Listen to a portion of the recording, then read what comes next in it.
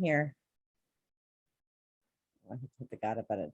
Thank you everybody for being here. My name is Beth. You'll notice I look nothing like my avatar, Desideria Stockton. She is the blonde Barbie looking thing standing in front of you.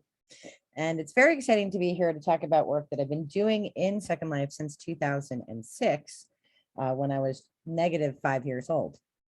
And so I'm excited to talk about really virtual reality in general and how virtual reality has changed and morphed over time, and whether or not we can still look toward Second Life as a tool to use with our students. So has anybody, if you can use your chat function on the side, has anybody used Second Life to teach back in the heyday or since the heyday? I need to bring up my chat button. Where did it go? Okay, so we have one yes. Anybody else? Hey, have a yes? Perfect. So some of you are familiar with the platform. So Second Life is a virtual world. It's not a game. There are no goals or quests or things that you do.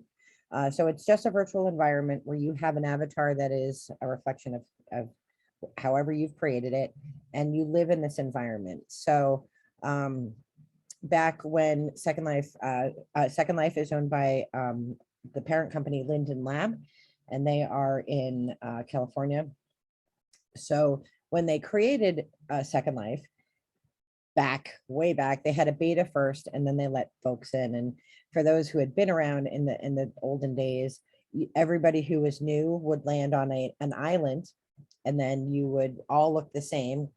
Females had like 4 choices that they could choose from.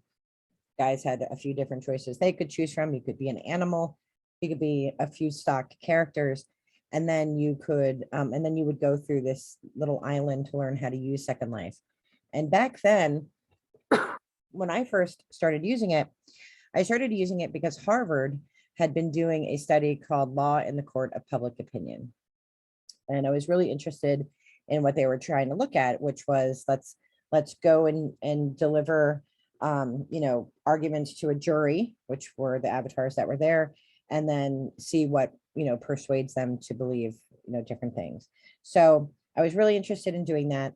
And on my first day, I landed in the new island, I can't remember what it was called, like New Resident Island or whatever. And some giant figure that looked like men's, parts chased me around. And I thought, oh my, I teach at a Roman Catholic university. There's no way I can use this for teaching. I can't subject my students to this. And so I reached out to somebody named IntelliGirl Tully, who was at Boise State, and she kind of got me connected to the educator community. And so it teleported me out of Newbie Island, and then I was adopted into the educator community. So that's important to know, because the distinction that was always made, and we were talking about this while people were coming in, is that there was an educator side of Second Life, and there is the social side of Second Life. So back in the day, those of us who worked for higher ed institutions, or if you were on the teen grid and worked in K through 12 education, that part of Second Life was very separate from what is known as the social side, where people go dancing and go shopping and have clubs and have role play environments and things like that. So back when Second Life first started, it was very, very different for me as a user, because once I got adopted into the education community and got to Harvard and went to the Sistine Chapel, which was produced by Princeton, and was, went through the human body that Oxford had put out, I was pretty safe on that side, and everybody knew my real name. Everybody knew I was Beth Ritter-Guth. I picked the name Desideria Stockton because the first class that I taught in Second Life was a British literature course. And I was teaching British literature. I had found a land called London, and I created a house with interactive things for my students to do and discuss. And one of the first things that we did was the very first assignment they did was an interactive Canterbury Tales exhibit. So I had them in real life class, right? I had them in a physical classroom in a computer lab. where I had Second Life installed on all the machines, and the students picked a character they wanted to be in the Canterbury Tales, Wife of Bath, for example, and then I would help them dress their avatar to look the way they wanted their avatar to look based upon their reading of the Wife of Bath or Merchant or whoever. And then they weren't allowed to tell the other students who they were portraying. So I would help them individually get dressed, get their, sort of get their character ready based on what they had read in the Canterbury Tales.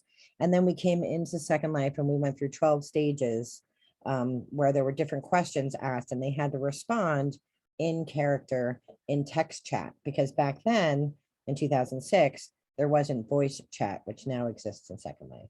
So they had to answer which was great as an English professor, because I could download that chat and then grade the work that way, because that was what they were graded on. They weren't graded on how they decorated their avatar.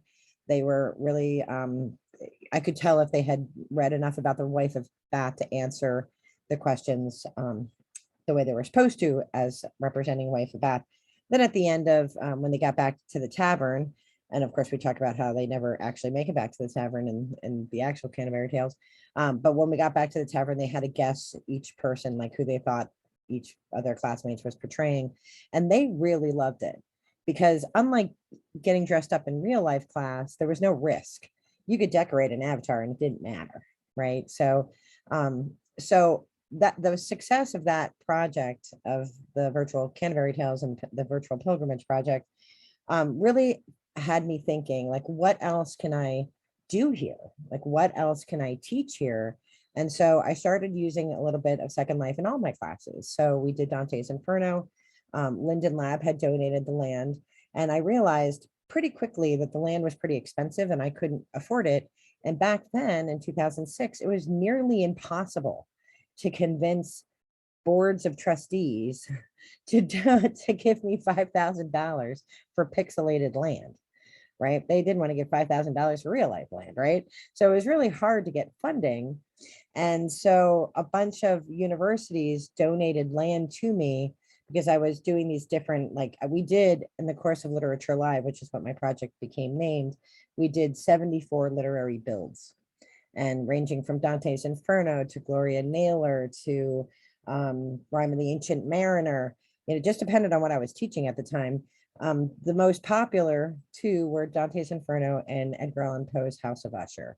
And so even to this day, I still continue to put out Edgar Allan Poe's House of Usher at Halloween, which I'm going to show you in a little bit when we go on a tour.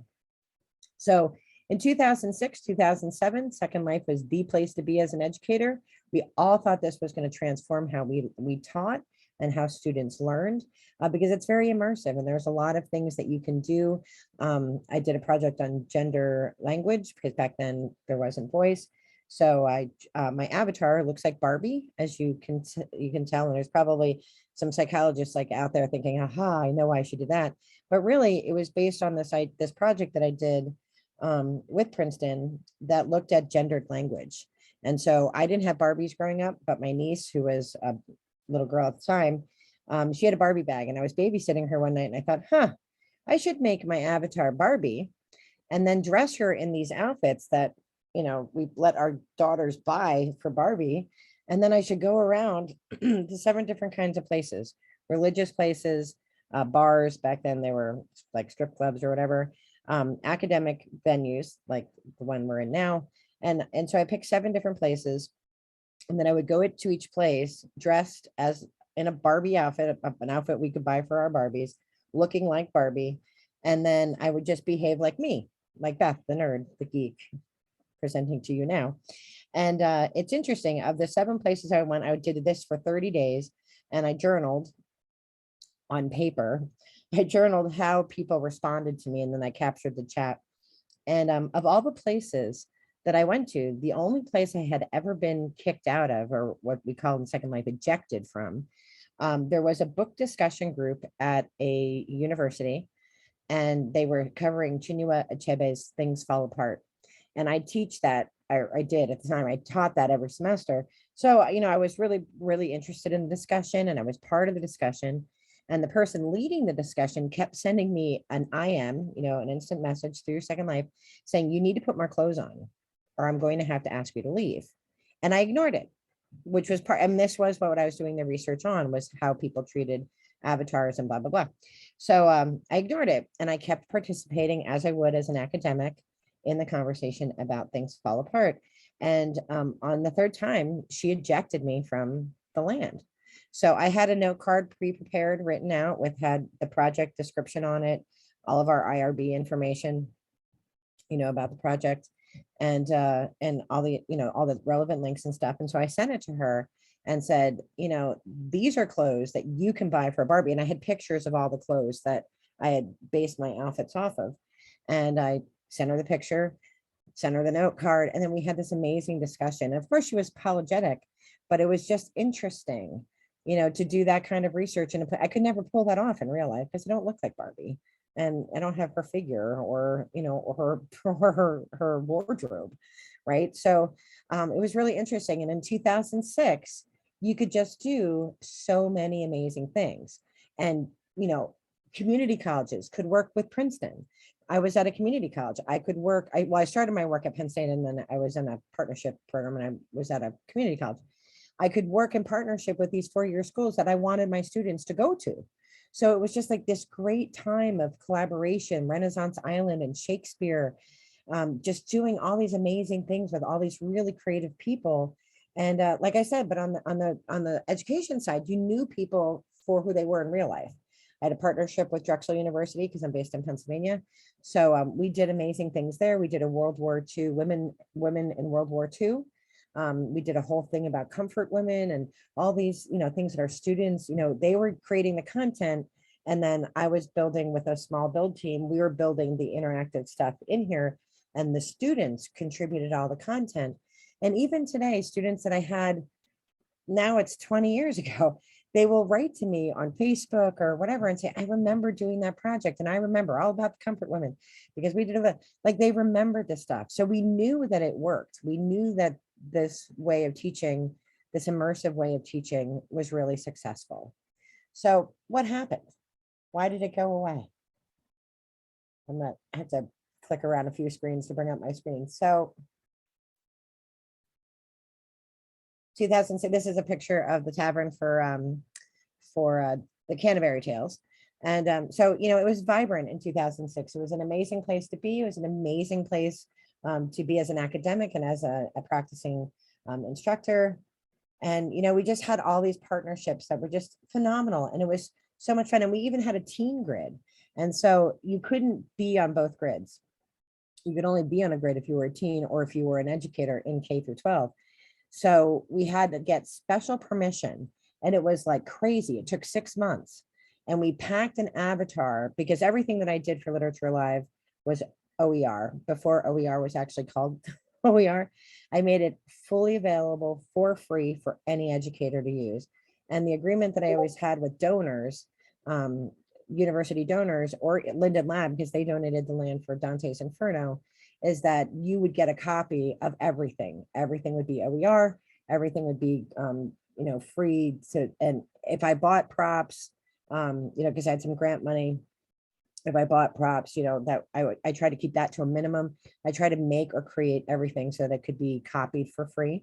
So we packed this avatar named Literary Writer, and we packed all of our different scenes, Poe, Rime of the Ancient Mariner, all the things that were appropriate, Huck Finn, all the things, Sir Beowulf, Gwyn, and the things we knew that they covered at the high school level, packed it all in this avatar. And then she was taken off of the Second Life adult grid and put into the teen grid, and I could never have access to her again.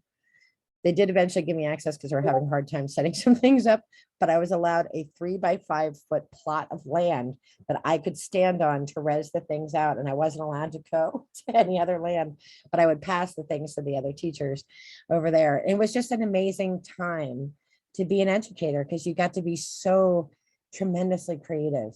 And then what happened?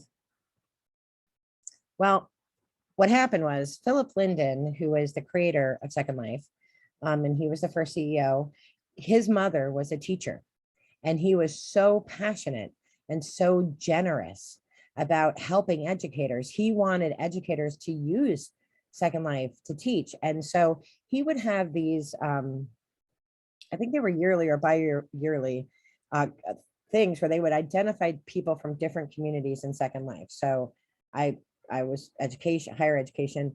They had people from the business world. IBM was in back then. If you were in Second Life, you knew that IBM had a big presence. And they would invite like 12 people, one from each representative group. And they contacted us, they flew us out to San Francisco. We met with the Linden Lab team. And when I was there, we were there talking about voice and what that impact was going to be. And then, we had to send NDAs and blah, blah, blah. And we met Philip, and he was just so passionate about education and using this environment for education. He also liked all the fun things. Concerts still happen today. He was very passionate about the music that was going on and the machinima that was going on and filmmaking and all the different things. But he really did have a soft spot for education. And so he had given great discounts and gave us land. I would never have been able to do Dante's Inferno had Linden Lab not donated the land, because I couldn't afford $5,000 to purchase a whole sim for it. So he got ousted. They voted him out as, however that all works. And the next guy that they brought in, whose name I think was M, he said, get rid of all the educator discounts. Nobody's going to be treated any more special than anybody else. Everybody has to pay the same rate. And so at the same time, OpenSim was created. And so all the educators said, well, we don't need you. We can get our own OpenSim, which was open source, and we can put everybody, it wasn't as pretty as Second Life, but it's pretty enough. So mass exodus, higher educators just left in droves as soon as their land expired, because most of us bought on a year plan because it was impossible to explain how to pay monthly tier. So we paid as a year. So as people's years, came up, people weren't renewing their land and everybody left. And it was so sad to see.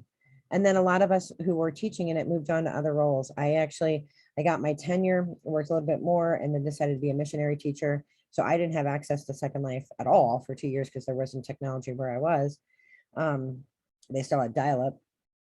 So I didn't come in. So I went away.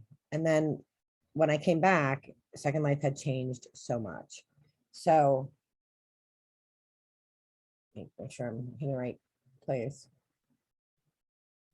What am I hitting here? So today, there is still a very small group of educators still using Second Life. There's amazing work done on genome, information on genomes being done. There are resident created educational sort of places like museums and things like that, a lot of artistic installations. There aren't a lot of schools using it. And if they are using it, they're very isolated to themselves. The big communities that would get together and do virtual best practice conferences and Second Life educator conferences, those have really gone by the wayside. So if you are an educator in Second Life, you're either just very isolated using this with your own students because that bigger community is no longer as active, or or you're on the social side. And so when I came back to Second Life, I had changed my position. I had gone into administration. I was still teaching, but I was now teaching online. And I tried using Second Life online, but my students did not have the right kinds of computers to actually run Second Life. And Second Life was never built for mobile devices, so they couldn't use it. They can't use it on their lap. They can't use it on their iPads. They can't use it on their phones. And so, and the graphics now had changed a little bit because instead of just using the cubes, now they were using mesh. And so rendering became an issue and lag became greater. And I wasn't in a computer lab with my students to hold their hands while they were making things. So it just became too challenging of a technology to use because there were other tools in the LMS, in delivering online material, and Second Life had sort of played out for me as an educator. But I came back on the social side, didn't know anything. I didn't know how to behave. It was like I was brand new. I didn't even know how to dance. Like I didn't know any of that stuff because we just never did that. And then I didn't know sort of the norms of the social side. Like I didn't know that people didn't give their real names to each other because educators always gave their real names. We wrote together, we presented together, like we would visit each other at each other's schools. Like I didn't know what all the secrecy was about. And I still kind of don't get all that stuff. There's a lot of relationships that happen on the social side. People who are, partners in Second Life and then but have real life partners or whatever. Like it's just a very different world. There's gambling, there's all kinds of stuff, but all the things that our administrators worried that our students would get into, which I always laugh because I'm like, they're never going to find all that stuff because I can't find it and I'm good at this environment. But all that stuff is there, just like the internet. If it's, if you look hard enough, you'll find what you're looking for. So it took me a little while to actually get used to what the new avatars look like now that they're made out of mesh, how to build in mesh, like how the new scripting works. Linden scripting language had been updated a little bit, so how scripting worked. But I still felt it was a valuable place. And so a few years ago, about 3 years ago, I had an opportunity to work with Catherine Ramsland at DeSales University, where I also teach. And she is a prolific writer. She is like the leading expert on forensic psychology. She's just an amazing woman. And I know her from doing other projects, and I had this opportunity to work with her. And she had an opportunity to get a grant with the coroner's office here in Pennsylvania. And what they wanted to look at was whether 2D VR, so Second Life, compared to 3D VR, Oculus headset technology, which one would be better for discussing crime scenes and discussing the work of a coroner. So we put together a grant that would help fund a graduate student, and we gave her all the tools. And the only requirement that we really had is that the student had to be technology proficient. The student did not need to know how to build in Second Life. They did not need to know how to build in Unity or any of the platforms that are used to create 3D VR content, but they had to be handy. Because I thought back when we were professionals using Second Life for the first time, the early adopters, we were all pretty handy with technology, but none of us knew how to build in Second Life, how to script in Second Life, right? So we wanted somebody who had reasonable skills, but did not know either platform. And so we had about 12 students who applied for the position. We picked one, Kaylee, and she was amazing. And so we built the John List house.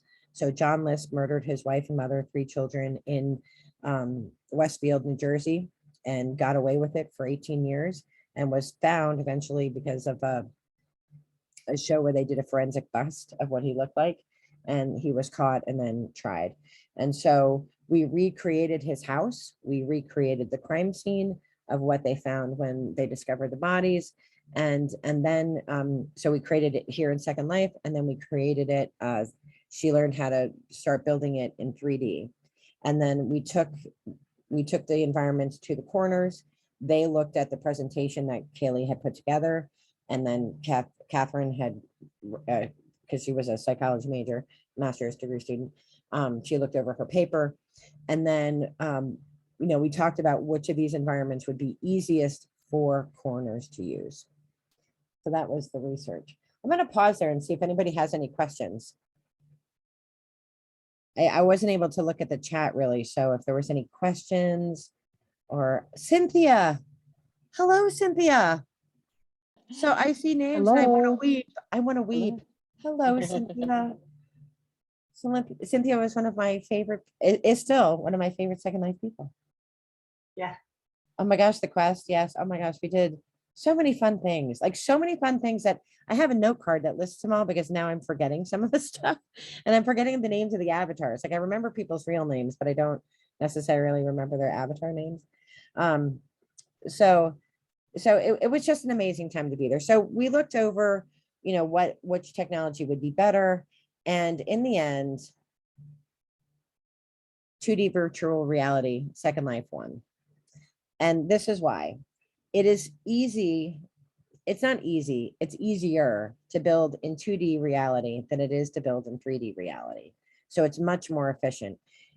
Kaylee was far quicker to adapt to building with blocks and even with a little bit of mesh than having to build in 3D for the Oculus experience.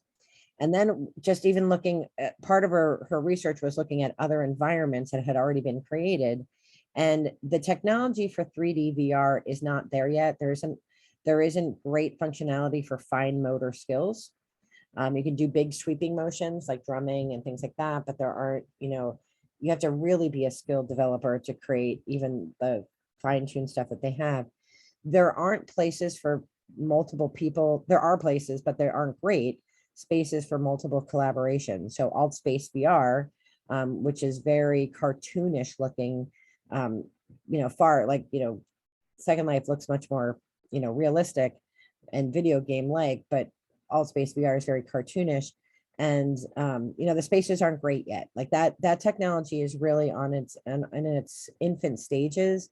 And so as of right now, if you wanted to teach a crime scene, you'd be better off using Second Life, or a virtual platform like it.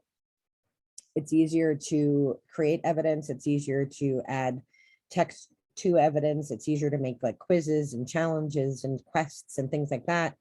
The development skill is far greater for 3D VR.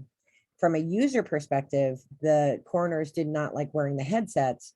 And we know from the research that's being done that you really shouldn't wear them longer than 15 minutes.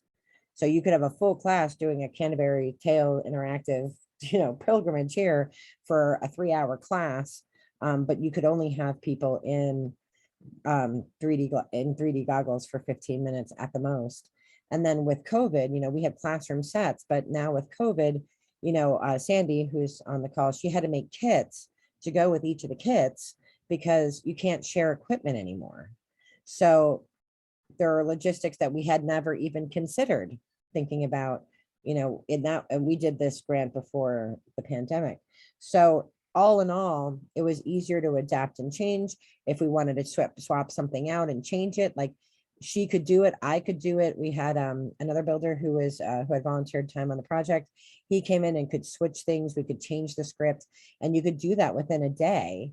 Whereas if she wanted to change something in the 3D thing, it would take longer because she would have to, we had to hire a builder because she just couldn't scale up quick enough to learn the skills. So, so I had this inkling going into the pandemic that, wow, we could really bring Second Life back. Like we really could come back to this if we had in-person classes with computers that were strong enough to run it, or we had grants where we could purchase computers for students that had the graphics cards necessary. So, so now I think about the future and where are we going? So they're going to have to make some virtual improvements. This here is this will be important in a second when I give you a tour. This is the House of Usher that existed up until this year. So every year I put, except for the 2 years when I didn't have access to technology, I put the House of Usher up. It's interactive. There were quizzes and challenges, and you won prizes and things like that. And different places would donate land, and now I have my own land, and it was really great. But it's really built on 2006 technology. So the house is old, it's very primmy, the scripts are old fashioned. And so this year we are building a brand new one. So I'll show you, we're not finished with it yet, but I'll show you where it's at so far. So in the old house, you would have this house, which had all of Edgar Allan Poe's writing in it in some way. So the Raven was there, and there were like little treasure chests where you would answer questions about different things like Cask of Amontillado. There was, skeletons in the wall. There. Sorry, my son just walked in. So, all of the stories were contained in one house. Where in the new environments, which you're going to see in a minute, we're doing all of the stories in a maze that you have to navigate, which is spooky and scary with all kinds of sounds and lighting that is possible today that wasn't possible in 2006. And it leads you to the House of Usher, which is just about Poe's House of Usher. So, so we're doing a little bit more with it. And so for 3D virtual reality to be as successful as Second Life was, the experience needs to be easier to create. There needs to be fine motor experiences that are easier to do and easier to create. And there has to be better ways for groups to come together, because I can fit 50 people on my sim here and do an interactive maze or do an interactive experience, which is what I'm going to take you on now. So does anybody have any questions before we go on the grand tour? How would you compare Second Life to Mozilla Hubs Spoke? That's a really good question, Monica. I have not used Mozilla Hubs or Spoke. So I don't know if you want to come off mute and talk about your experience. I'd love to hear it because I don't know enough about those. No, I have prior experience with Second Life, but I'm moving over into Hubs and I'm seeing a lot of parallels. Like Hubs is certainly sort of like Second Life was way back in the day when Linden script was a lot simpler and before meshes. You know, you've got in Spoke this library of primitive shapes that you're building with and textures that you just apply to the shapes, et cetera. That's sort of almost Lego quality to building. So I wondered if you had used it, or if anybody else out there has used it, if you used both platforms, if you've got any information on what the evolution between the two tools is like. Thanks. I'm totally going to look it up and check it out. Does it produce in 2D or 3D? Both. So it's 2D on the desktop, and actually it's really flexible in the environments it'll work on all the way down to a phone, with WebXR being a common platform it's using through browsers. So yeah, I think it's a little more accessible. One of your barriers was that people don't have the equipment necessary to run Second Life anymore, especially now that it's running higher poly meshes. Hubs doesn't have that requirement if you build it correctly. Oh, very interesting. Oh, all right. So Jane said she saw the presentation on Mozilla Hubs earlier today. Sandy, we're going to have to check that out. I'm presenting with Sage tomorrow as part of OCCDLA, but again, I'm just moving over into it. He's really been the early adopter. That's so cool. It's really, it wasn't this kind of realistic, but it was pretty cool. So I'm going to give you a tour of my land, and I'm going to fly to do it. So I have a full sim that I personally pay for because, you know, I don't drink or do drugs, so I got to have something. So so I have this is where we are now, is a role play Scotland sim. And so a community comes together, we have different role play kind of things, sort of like Dungeons and Dragons, but live form. My character plays a druid, and there's different things that she can do. So hopefully you can see my screen. Things that didn't exist in Second Life, or did exist, but we didn't really know about them, but the technology has changed so much. You can see I have a meter up here. Down here, I have a little bit of a pouch, and I can go and I can collect things, and they can be any kind of things. This just happens to be a Scottish role play sim, and it's set in the medieval period. This is normally where my house is, but I take my house down when I need more prims, and I run out of prims. But you can see, like, I'm flying over the ocean here. I know there's a little bit of lag, so I'm trying to go really slow in my flying. So you can see, like, the water and what it looks like and everything. So I'll go over here and stop flying for a minute just so I can walk down. Ugh. It's a little bit laggy because I'm running Zoom at the same time. So it's making me laugh because it's flying me into trees. So I'll stop flying just for a second so you can see me walk. I'm not sure like how far the lag is behind. So everything on this side of the island is all, you know, meant for the role play. And so the rules for this side, this is open to the public. Anybody can use it, and they can use everything that's on here that you see. They're allowed to use for free. I don't charge. This is, you know, just kind of a passion project and something I like to do. And so there's, you know, a lighthouse here. They have battles here, and there's secret spaces. There are fairies that live on the land. There's a dragon. He's actually the person who does all the scripting. And I'm going to end up not being able to go over the bridge. You know, I've been in this world for so long, and I am terrible at walking.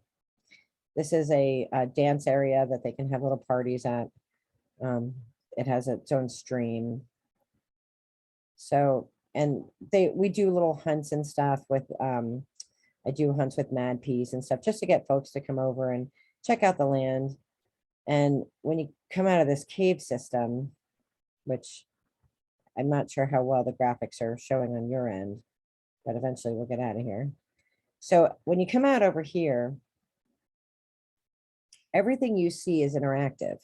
So in the role play of a Scottish medieval culture, you can be a weaver, you can be a butcher, you can be a cook, you can be a soldier. And so my character is a weaver, and but she also has to eat. So if you click on a cow, you'll see in the bottom of my screen, if it lets me click it. That's being a little bit persnickety. Let me move around here.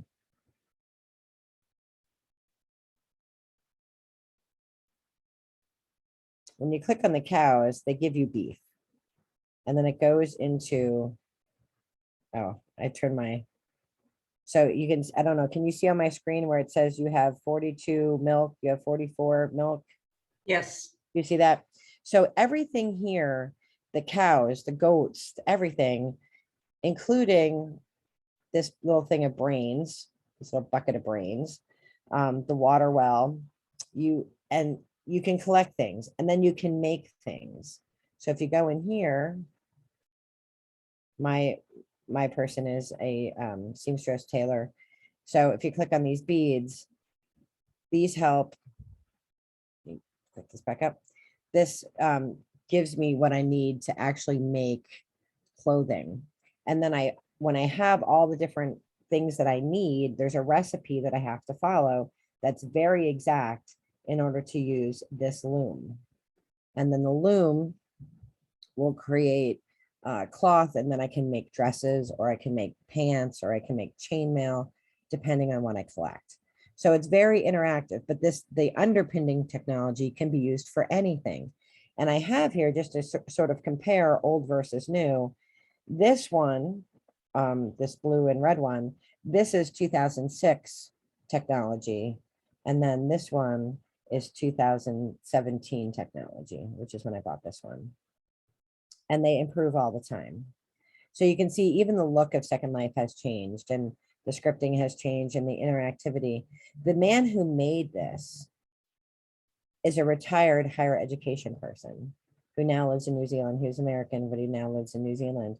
And he has been so generous. He helped a lot with our John List case study house. He helped us create autopsy, interaction and stuff. And so he's been very generous in helping, for educational projects that you might have. So if you're interested in coming back to Second Life, he has a lot of great stuff that he can repurpose. And this land has a tavern in it where you can learn about the culture and the customs of the Druids, and then learn a little bit about Scottish history. That stuff's being built up by a historian. I'm not a historian, so I don't build that content. So I just like the platform to be here so that people can use the space and learn something about the time period. I'm going to take off some of my HUDs just because they cause a lot of lag, and then take you to the Edgar Allan Poe House of Usher projects. So I'm going to take all this off so I can fly a little bit easier. Anybody have any questions before I move on? And if you're still in Second Life, or if you want to come back to Second Life and you still remember your avatar, or you want to create a new one, just write down my avatar name, Desideria Stockton. I'll type it into the chat, and friend me. Just be sure to let me know who you are, because I get a lot of random friend requests and I don't know who they are. And you can always use this as your home land. And there's little houses here that you can live on. I don't charge anything. And you can kind of get back into it. And if any of the projects that I talked to you about are interesting to you and you want to become involved, I'm working on 2 right now. The Edgar Allan Poe project, which I'm going to show you, and then another project which just started, which is Kurt Vonnegut's Harrison Bergeron, and that's being put out for the Second Life 19th birthday party.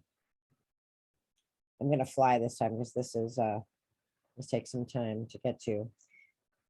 So I'll just fly around. We have a tribute to the dragon who created a lot of the landscaping here. Oh, are you in world? I'll bring you Yeah, in. I'm, I'm above you. I'm gonna bring you in. So I'll I'm gonna, hold on. I'm gonna TP you.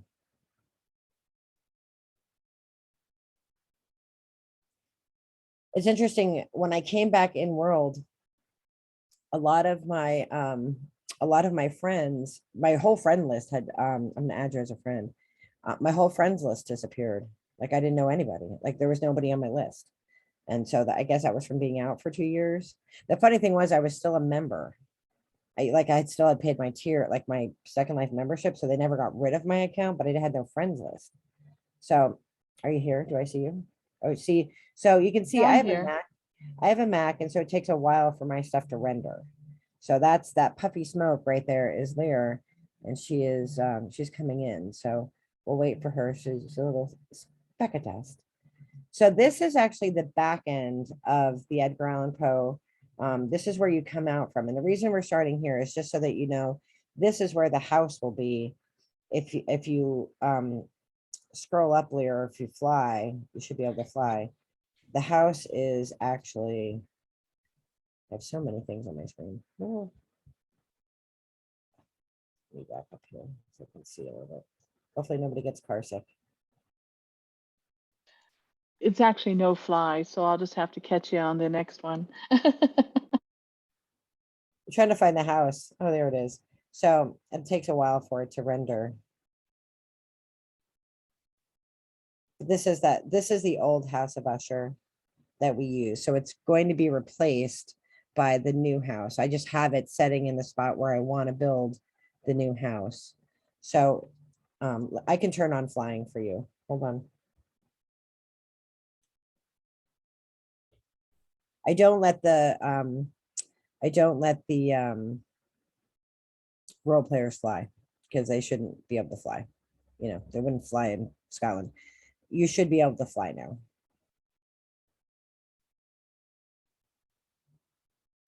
So you can see, I don't know if do you see a house in front of you? I'm not quite sure what's showing on your screen. Are Yes. you a house? So this is the old house. And so the purpose is to rebuild this house to be the house of Usher. And the maze system comes out to this plot of land. So follow me. I'm going to make you do this because you're here and a willing volunteer. Well, it recoiled me back up above into the main portal. I will TP you to me. That's okay. Go ahead and go where you're going, and I'll just I'm join gonna- you there. No, I'm going to bring you because we're going to go in this little cave and then it'll be hard to get to me. Oh, there you are. So there she is. Oh, I love your hat. What a great hat. So that's Lear, Cynthia. That's her. And she is going to go through the gauntlet. So we're building this backwards, kind of like an escape room, because this is the final challenge to get out to the House of Usher. If you follow me down here, your job is going to be to get through this gauntlet without being hit. If you get hit, I don't know if you can see, if you get hit by any of the swinging axes, you'll be sent to the beginning of the maze. So go ahead and go past me, stay on the road and avoid, and I'm going to zoom in on you so they can see you go through it. Let me zoom in. Do you all see the gauntlet? Yes. Ah, And you think to yourself, like, what does this have to do with Edgar Allan Poe? Well, it doesn't really have anything to do with it. It just adds a little bit of fun. Well done. All right, I will meet you at the beginning. You have to take the maze back to the beginning. So what I do, just because I'm terrible at walking in Second Life, as you can see, is I just automatically kill myself and then I end up at the start. It teleported me back to the start. I Oh, didn't die. What happened was I got a request to give permission, and I said okay, and bam, teleported back. and it brought you back. So this is what we're building right now.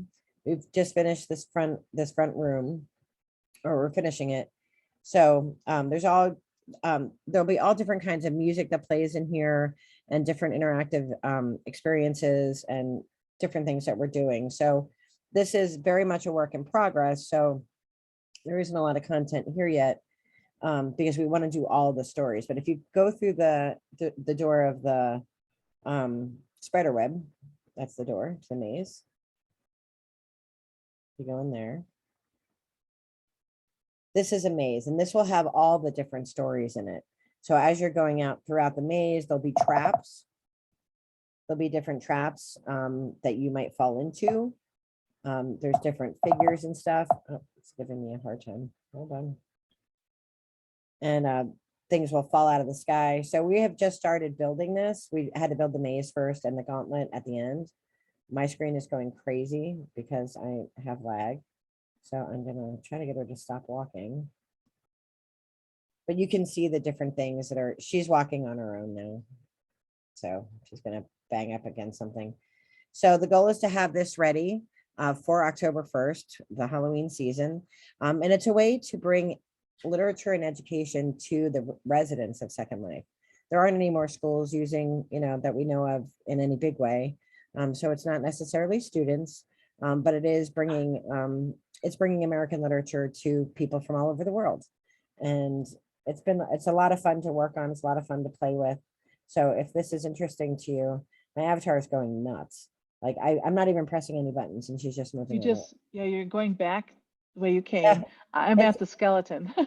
I'm not even pressing buttons. It's just going on her own. I think it's possessed. So I'm going to let it be possessed. I might meet my friend Jean-Claude, who's, playing with my avatar here. So she'll wander around until she runs into a wall.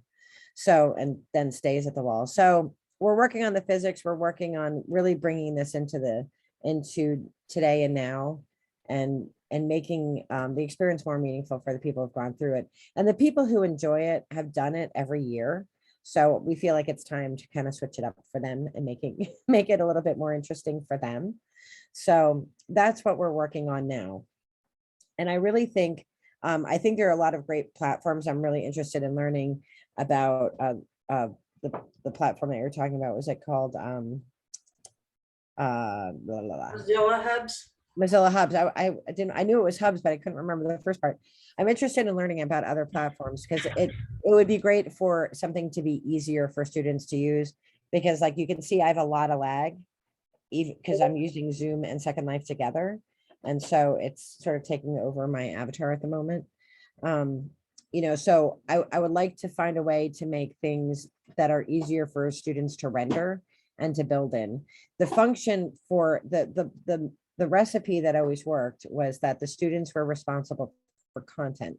So when we built Dante's Inferno, half of it was Dante's Inferno, half of it was a novel by Gloria Naylor, who's an African-American female novelist who built Linden Hills based off of the Inferno. And so students were in teams and they would be assigned a level in Dante's Inferno that corresponded to a level in Linden Hills. And their job was to tell us, the builders, what they wanted on their circle. So they had to incorporate both the poem and the short story, the novel.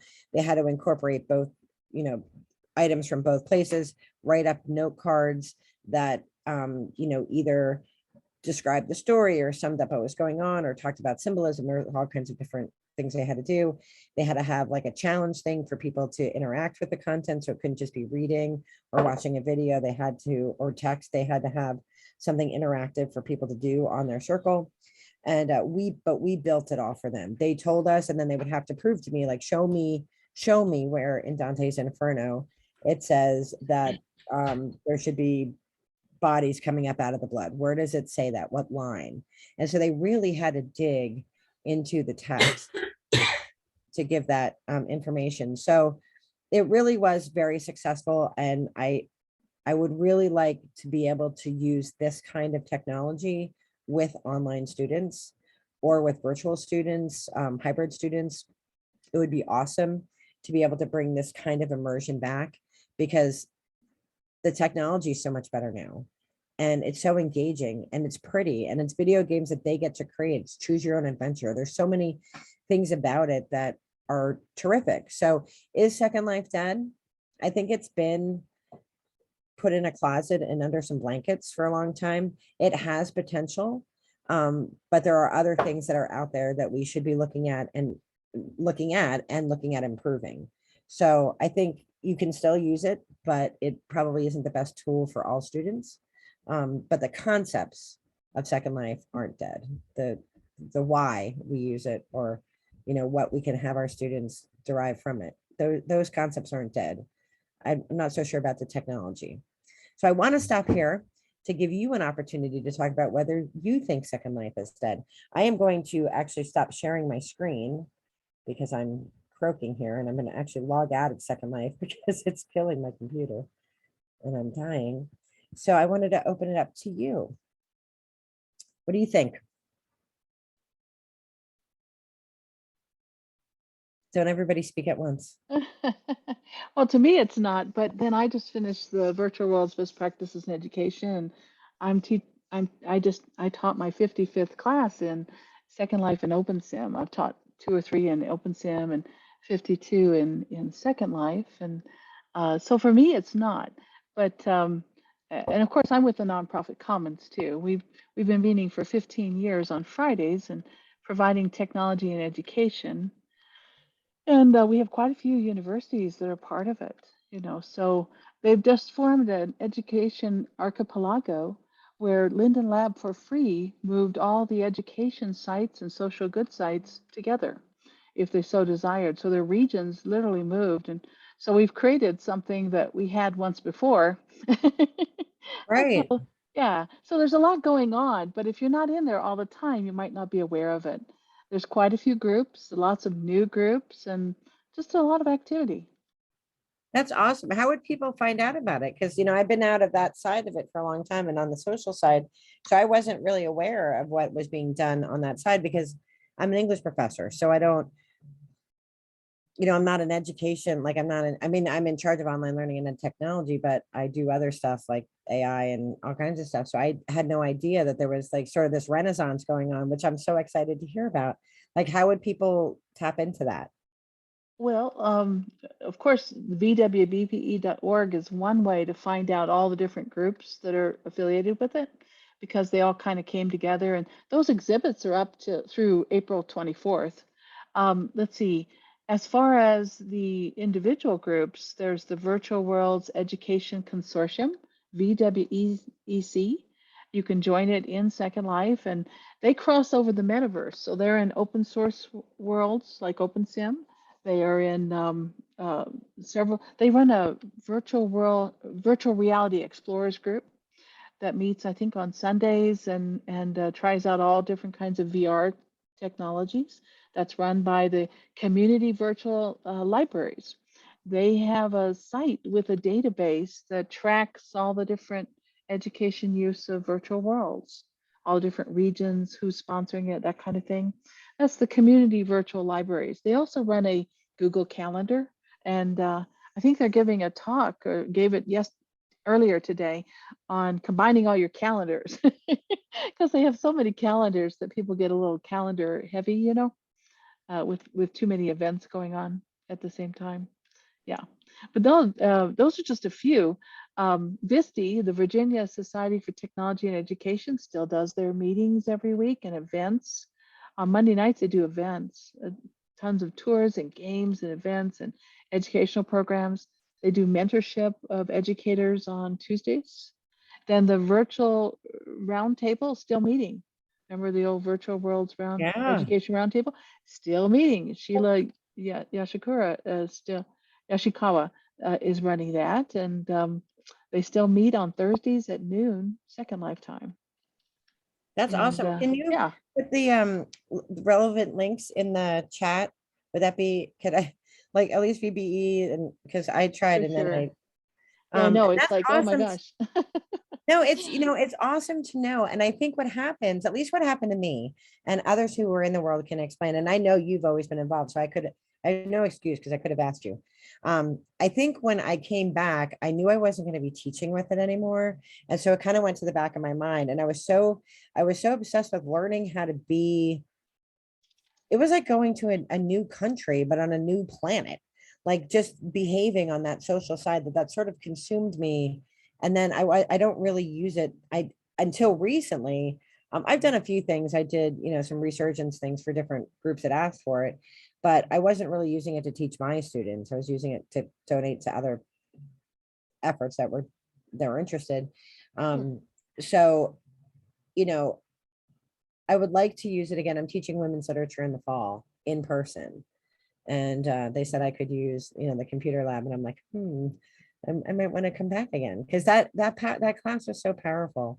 The women's literature class that I did when I taught it last time. So with Second Life. So I think it's amazing that there are still those groups out there because they were such strong groups back in the day, and I had forgotten about them, and that's a shame because I think that there's probably like amazing, like brilliant things going on, that I just fell out of knowing about. And it may be some others. I remember Visti because I remember doing presentations at Visti. Like it's That's right. such, and I knew that VWBPE was still around. I knew that. It'd be great to have a reunion next year. Like just try to get back everybody who had gone away. Because I think Linden Lab, the third CEO like came back and was like, oh yes, we support education. But by that point, it had been too late because so many people had left. But I think if a lot of people knew that they really do have, they do feel fondly about, educators, I think maybe we could recapture some of that. I don't know. 3D VR is the big thing right now, but it's really hard to build in it. And it's really, I could never have my students build Dante's Inferno in 3D. We could never do it. It would take too long if they don't have the skill set, but I could still bring them into Second Life and do it. When's the anniversary date? When's the anniversary date The anniversary date of what? of Second Life? You Oh, said- it's in June. They run like a 2-week long thing. I think it's June. Let's see, it's like June 18th or something like that. They run a big festival where they have just hundreds of exhibits that are completely free. You can't sell anything or take tips or anything. And they have different things. And I've done all of them but the 2 years that I was away. So so the exhibit will be the Harrison Bergeron. So if you're interested in participating in that, I mean, I just filled out the application 2 days ago to put it in. And I'd like it to be immersive where you sit in a place and you put little headset on and you're hearing the loud noises that that George hears and that Harrison's mother hears and that Harrison hears, or masks that you have to put on that disguise you, so that people really get an interactive sense of that story. Thank you so much. I appreciate you pasting that into the chat. That's awesome. So Great session. Ryan, I'm so sorry. I'm trying to scroll up and find you. Scott had said too that he agreed with the technology. Did you want to speak about that, Scott, a little bit, and how you feel about the technology? If he's on the mic or he has a mic. I do. Everything was muted. Oh, sorry. No, it's all good. Yeah. So, like you were saying, in concept, with having a virtual environment that you essentially can have enough tools where you have total creative control over it. The example that you given with the forensics, I think. So while these specific tools are dated, like they're pretty old by like today's standards and stuff like that. I think that something like Second Life has really kind of laid the good groundwork for what two of the biggest companies are doing right now with the Facebook's metaverse, and Epic is also doing a metaverse. And Epic's been kind of testing out different techs within their game engine for Fortnite, and it could be really awesome because you can have this virtual environment. You can have your avatar be whoever it wants to be, but then you could have a live presenter come on and give a talk or a performance or whatever, and then within that environment everything can be changed, whether it's like lighting or showing tutorial videos. So like bringing it into the realm of education, there's really not much difference between hosting a Zoom call and doing something like a metaverse type of content delivery. That's a really good, and I know that they did it a few times now. They've done it in Altspace VR, but it's like some really like high-end company doing that, right? They did one for, I think it was Easter last year, where you could tour I don't know where you were touring the desert, and then they had like the story giver or whatever, the person speaking. And the environment looked pretty decent, but the avatars were still really basic. Yeah. Like the technology is not quite there for the VRs yet, and the fine movement, right? You can do like Guitar Hero because they're big, broader strokes, and the drum kits like big, broader strokes, but the fine like picking and poking and stuff, that'll get better with time. I just think it's amazing that this technology really is old. Like it's old. This is old. They started Linden Lab in like 2004 or whenever beta started, right? And then like I came in 2006, and I'm one of the oldest avatars in the groups that I circle, if not the oldest in most situations. And I'm 15 years old there. Like it blows your mind. And in Second Life, we always would joke that a year in Second Life was like 7 in real life, like cat years. And so like I'm like an ancient being in Second Life, but there's a lot more new people coming in. Like that I find fascinating, especially over the pandemic. We saw a rise in new users coming in and paying tier prices, because you could buy a lot too, and it's a lot cheaper now to buy things. There's a lot of free content that you can get on Marketplace and like have a house for free. Like you can set up, my avatar blogs for a fashion blog, and she blogs for freebies, things that you can get for free. So you don't need to have billions of dollars anymore to have land or to have an outfit or to have hair or whatever, or cars or whatever you're into. So it's a lot less expensive today than it was 15 years ago. The thing that always drove me nuts was having to pay for uploads for educators. That was always like my mission, to get free uploads for educators, because we had to bring slides in and we had to bring things in for our content. So Cynthia, what platform did you move to? Did you repurpose models or build from scratch? Well, we're in several worlds. So after the funding shifted, the Air Force, Army, and the Navy all moved to open source, and we built Virtual Harmony is what we did. And so I've been volunteering and working with them since 2008, but we've been running our own open simulator. I co-host the Open Simulator Community Conference. We've had 9 years of open source education use. And it's every December, by the way. And we'll have about 30 to 40 sessions and, 50 to 70 speakers, and then lots of exhibit booths and 6 or 7 regions full of content. And we set up a planetarium and some other things. And then we run a free sim for clothing and avatar customization, which includes males, females, and furries, or fantasy characters, all different types. So, and it's for everyone in the hypergrid. So people put in their URL and their port number into the world map, and they come from whatever software they're using, as long as it's compatible. We'll get people in from hundreds of different grids, right? So that's, to me, the metaverse is the fact that we can travel between worlds where we don't have an account and get together and attend conferences, take our stuff. We have a copy of our system folders, just like you do in Second Life, called the suitcase, my suitcase. And anything you pack in your suitcase, you can take with you to guest worlds where you visit. And then you can pick up new stuff and take it home with you. That's a way of managing the database servers and the digital rights for creators. And so, so it's a whole new world out there.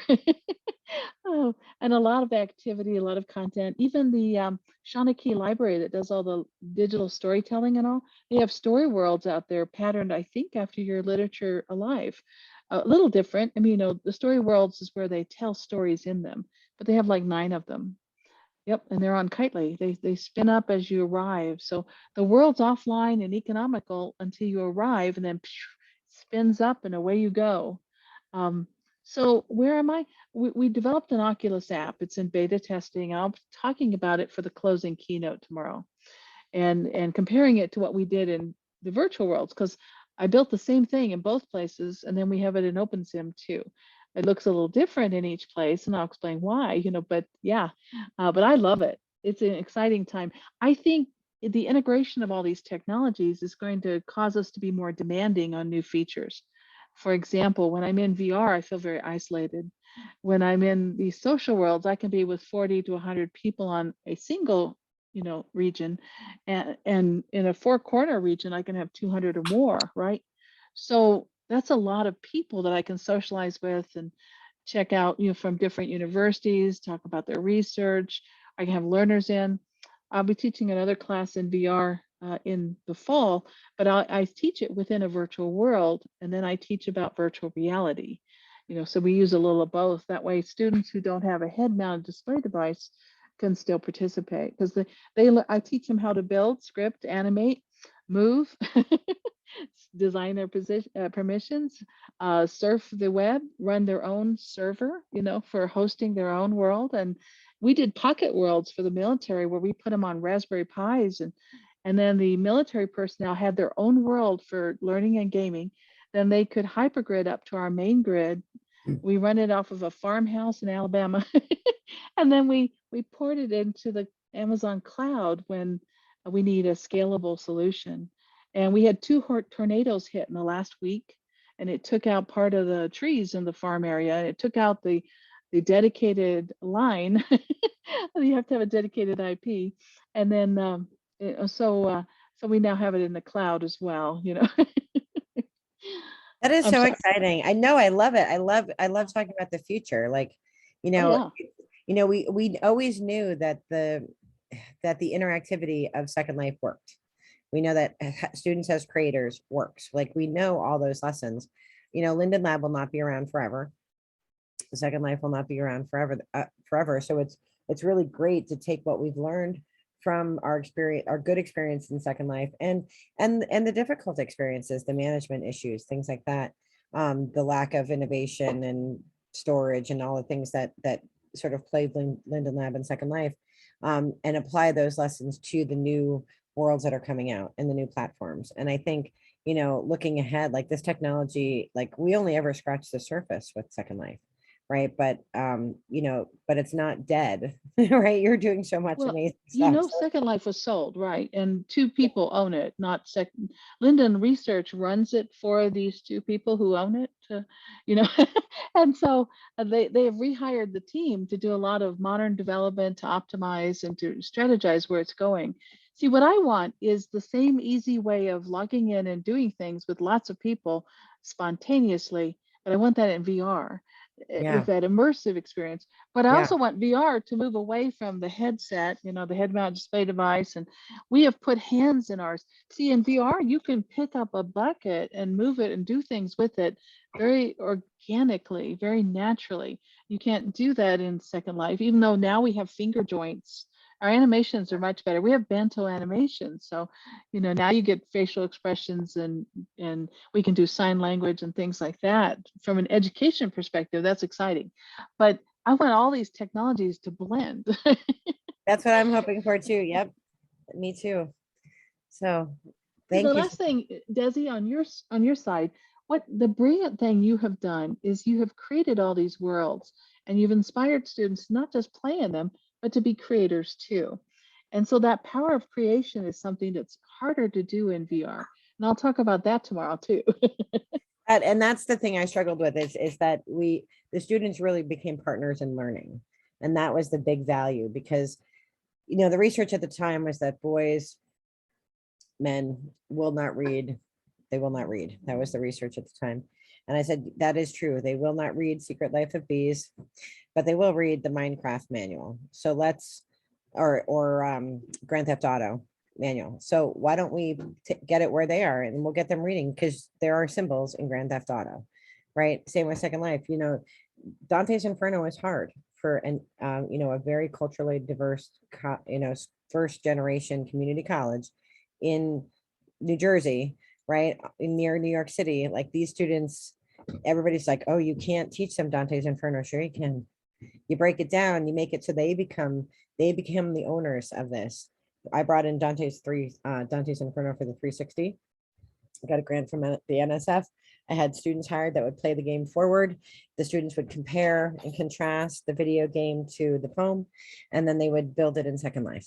And so it's just thinking differently about the resources that we have and putting all of the learning in the hands of our students so that they become so invested in it. And I was so grateful back in the day because I would announce, you know, in the different channels that existed on Google and stuff, and the different educators group, my students are doing this, please come and judge. And then educators from all over, like I would go to other colleges and look at their student stuff, and they would come to my student stuff. And then there were actual like authentic audiences for the students. So it wasn't just me looking at their stuff. It was this whole community of people from all these different schools, and they loved working with other students from other colleges internationally, even if they had to get up at 4 a.m. because of the time change. They loved working with other students from other schools around the world. And they maintain friendships even beyond our class. So, you know, I miss that. I miss that. Bye-bye, Peter. Well, I think our time is coming to an end. I thank you so much for coming. There's an evaluation that I'm told that you have to fill out. The Prezi, which was very basic because I wanted to fly around and show you some things. That is available. This was recorded, so this will be available. Please go to Cynthia's presentation tomorrow. And I believe most of the presentations are being recorded. I had other stuff I had to do today. So I was so excited when they're like, yes, here's the link of where the recordings are, because there were so many things that I wanted to see. So I appreciate that you came, and I wish you all the very, very best. And I hope I see you in the metaverse sometime soon. Look for the blonde. Good to see all my Second Life friends again. It's great to see you. And if you, Great and to see again, you if you wanna- too. you are interested in Edgar Allan Poe or Harrison Bergeron, shoot me an email and I can I'll show you. come in and look for you. Yep. All right, perfect. Sounds good. Thanks. Bye. Take care, everyone. Everybody. Take care. Bye.